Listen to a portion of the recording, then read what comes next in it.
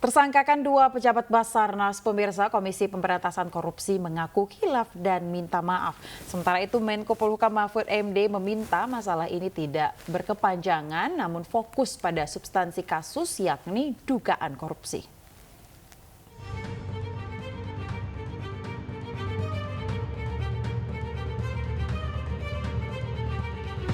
Komisi Pemberantasan Korupsi mengaku khilaf atas penetapan dua pejabat Basarnas sebagai tersangka suap, yakni Kepala Basarnas Marsikal Madya Henry Alfiandi dan anak buahnya, Koordinator Staf Administrasi Basarnas Letkol Arif Budi Cahyanto.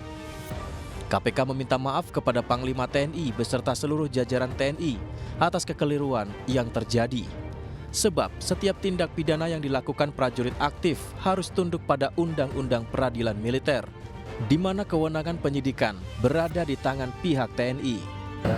Kami paham bahwa tim penyelidik kami mungkin ada kehilafan, ada kelupaan, bahwasanya manakala ada melibatkan TNI harus diserahkan kepada TNI, bukan kita yang tangani, bukan KPK. Kiranya dapat disampaikan kepada Panglima TNI dan jajaran TNI atas kekhilafan ini kami mohon dapat dimaafkan. Dan ke depan kami akan berupaya kerjasama yang baik antara TNI dengan KPK.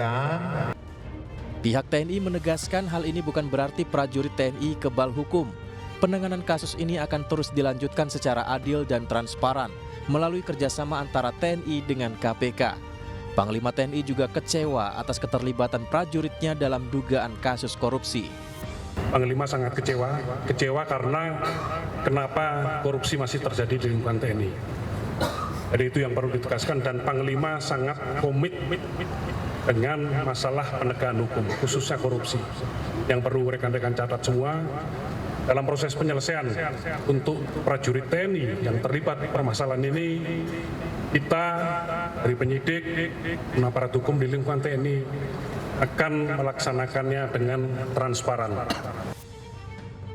Sementara itu Menko Polhukam Mahfud MD meminta polemik yang terjadi dalam penanganan kasus ini tidak berlarut-larut dan tidak diperdebatkan secara berkepanjangan, namun fokus pada substansi masalah, yakni penegakan hukum kasus korupsi. Sebelumnya pihak TNI menyampaikan keberatan atas penetapan tersangka dua pejabat Basarnas oleh KPK. Sejumlah petinggi TNI kemudian menyambangi gedung anti rasuah untuk mengkoordinasikan kasus ini. Dari Jakarta, Tim Liputan iNews melaporkan.